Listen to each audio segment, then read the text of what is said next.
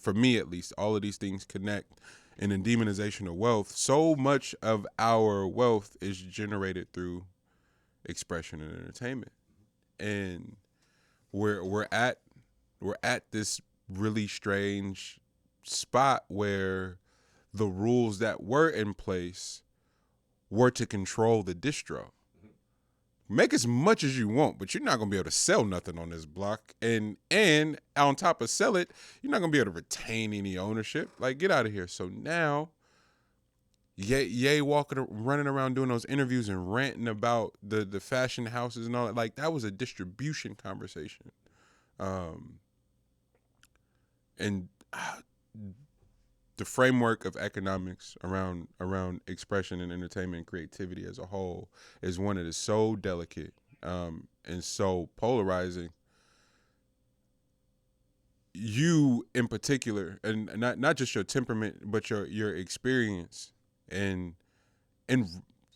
writing and creating books from nothing, and then figuring out, okay, all right, hey, this creation shit is fly, but now I gotta get them around the world. Like, how much has your relationship to creativity changed in that discovery alone, or has it changed? Yeah, no, definitely. I think for me, because I was fortunate to grow up in the industry of publishing when I was 10 years old. So this is a story that happened to my mom that resonated with both of us, and I think it changed the course of both of our lives. She was working for the government in housing and urban development. She got a promotion. She was killing it, so we moved from Oakland to D.C. And she was at a retirement party for one of her colleagues. The lady had been, I think, working with her for like 30, 35 years. I still remember the lady. I was about 11 at the time. And we're at the retirement party. Lady gives a speech. She says, I'm out of here. I did my time. I'm going to garden. I'm going to spend time with my grandkids. I'm going to travel the world. Well, she retires one day and dies the next.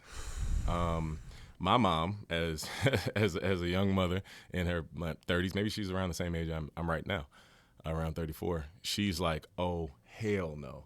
And immediately starts working on her first book. It's a poetry book. She takes all of her savings. She quits her job. She puts it into self-publishing this book. It doesn't work. It doesn't sell at all. And to her credit, because she's a beast, she's like, okay, well, I'm going to double down. I got friends with some money. Maybe if I borrow $500 from X amount of friends, I have another book idea. But this one, it's a relationship fiction. It's not poetry. She does that. Prints 10,000 copies in the blind because she heard on Oprah, if you sell 10,000 copies, you'll get a book deal, a traditional book deal. So takes all this money from her partners as loans, prints 10,000 copies of her first book, Soulmates Dissipate, and runs it up. It's a runaway bestseller. She ends up getting a 3-book deal with the publishing house, and now she's on book number 30. But I think being close to the industry. What a flex. She's a beast. Book 30. Oh, you bitch ass niggas. 30, right? Niggas can't even get on SoundCloud, bitch ass niggas. Book 30, nigga. Oh, God. Really got married. For real. Yeah. No, And a heartbeat, that's the energy. Like that, verbatim. To another author? To another author at their book signing. The other authors. But no, being close to the industry, I think what helped me is to see the business of it, to see, she always let me in on contracting. You get to see, most 3 out of 4 books never make it to the royalty phase, which means that most authors eat on royalties. No matter how big your advance is from a publisher, that's a one-time check. I don't care if it's 250 bands. At some point, you're going to need some more money. And the passive income that comes from a book that's just selling and you ain't got to do nothing but get your check every 3 to 6 months, depending on your publisher, is is what's so raw about it. And so I love how you. it's I'm with you. I'm You with know you. what I mean? Net 30, net 60, net 90 means something different to everybody. I just It's- want to point that out. It's so different, bruh. And so that's what I realized, that's what's broken, at least that's the opportunity in publishing. It's not just people making great art. It's how can people get better royalties? How can they get those royalties faster? So why does it have to be 3 to 6 months as opposed to a monthly payout? Because if you are a teacher who wrote a dope book, but you also have a family, 3 to 6 months is very different than a monthly passive income. And so, really getting into it, I credit her for more of the business side. The art is either you have a heart for it or you don't. and that's totally fine. But the business of it is like, how can we build a better mousetrap, a better railroad? And that's where the equity is going to come in, especially for marginalized communities, because those are the ones getting the fewest opportunities at the table, like everywhere else. Publishing's the same thing. About half of 50%, over 50% of children's books that feature Black characters are not written or illustrated by a Black person. So one more, Bert. Yep. Stop. Y'all stop, bro.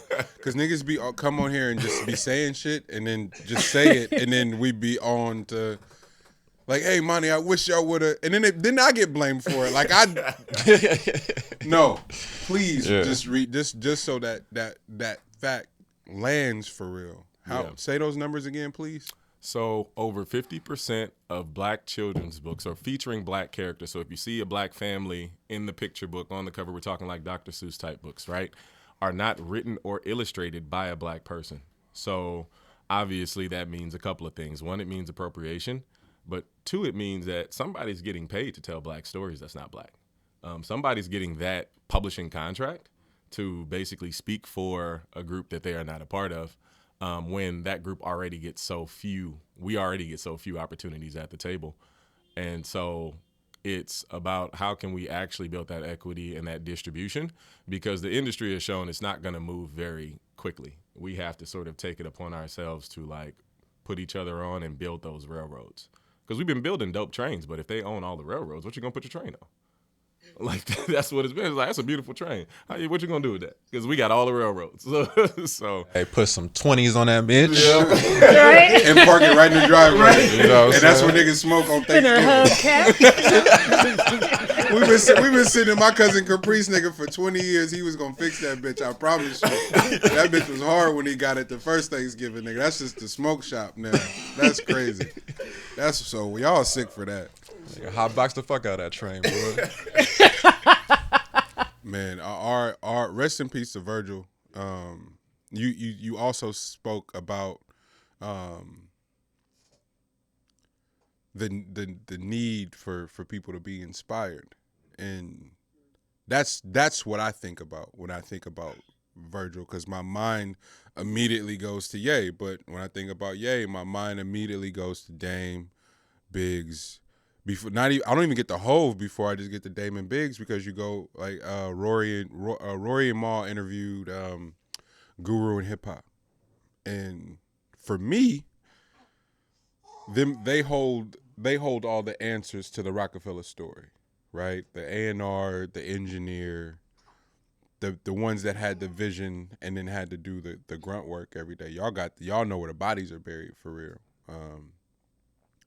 And so when you start speaking about family tree and impact and infiltration, and then just putting hella people on, that inspiration part, it gets lost and oftentimes devalued, or not even devalued, because devalued feels like something intentional.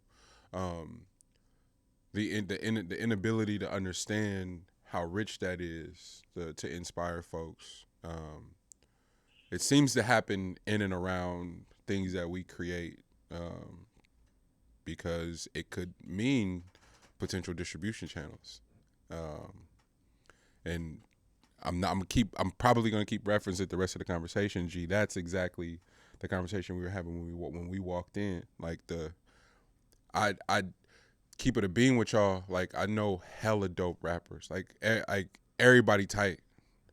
Niggas is nice for real. Like, come in here and make classics, and it don't matter at all, because you don't have a distro hub. And if you do, it's DistroKid, it's fucking CD Baby, it's all the same ones, or you can upload your shit on Empire and cross your fingers you get your bread, or that you'll be seen. Nigga, Young Boy's been #1 on YouTube for streaming for the last 2.5, almost 3 years now. Kid doing a few billion streams on his videos. Niggas is trying to push their cancel culture line, so you first one that's got to go. You don't got no radio play, and they just took your shit down, and you just was in the feds for the last almost a year, and you Grammy nominated. Get him the fuck out of here. He got something figured out that we can't control, and we not getting no back end off of it. Get him up out of here immediately. Young NBA YoungBoy got these kids brainwashed. It's the coolest shit I've ever seen. Keep it a bean with you. One of the foster kids at the group home, nigga is reading. He's in the 6th grade. Is reading at like a 3rd grade reading level. Can rap YoungBoy word for word, breath control, everything. Ain't nothing wrong with that kid. And there's nothing wrong with him. He just don't fuck with how y'all teaching him. That's simple as that. He just don't fuck with how you teaching him. But that kind of power, that kind of influence, that kind of inspiration, granted, we can argue lyrics and subject matter and content. That's another separate conversation outside of just the influence and inspiration and the controlling of the distribution channels. To take every single young boy, they weren't allowing him they weren't allowing him to monetize and or promote. So you couldn't run ads and anything. So him and his team go, fuck it, we'll go do it ourselves. So just look out for that. I don't know where he's gonna land and how they gonna do it, but the fact that he pulled all this shit down off YouTube is a really, really big deal. To be Grammy nominated with 0 radio play, he got 1 song here and there. That nigga's songs do not get played on the radio, period. And he's the biggest artist and was just in jail. So that distro conversation is a touchy one. And so few of our creators, no matter what the discipline is, really get into that. So the Ye can sound crazy after a while, but when Virgil finesses and Off-White does what it does, and you land a deal, and you're at this place, and people are trying to understand why. Those distro channels, man. How can we get this in? How can everybody be wearing this? How can everybody have this? It's always interesting that I feel like you, Murph now, shit, even Raj. I feel like there's certain people that occupy really very, very specific spaces in the industry that do both at high levels, like. To be on both the creative and the admin side is one of those ones where it's just hard to do, and to navigate, because so much of your creativity is dependent upon mystique and all this other weirdo shit. And you're like, bro, I'm just trying to get to the bag though. At the end of the day, trying to get to the bag, and in the process, make sure my niggas get to it, and nobody's telling us what we can and can't not do as far as like what we care about. To get to hear you articulate it and break it down to me is hella important, because so few people understand that part of it all. It's like again, everybody can rap. Like there isn't a shortage of niggas that can just gas. We can go outside right now and just ask the very first person. I promise you, and they got a fire 16. Come on, nigga, come make this album real quick. Then it's not the point. It's totally not the point.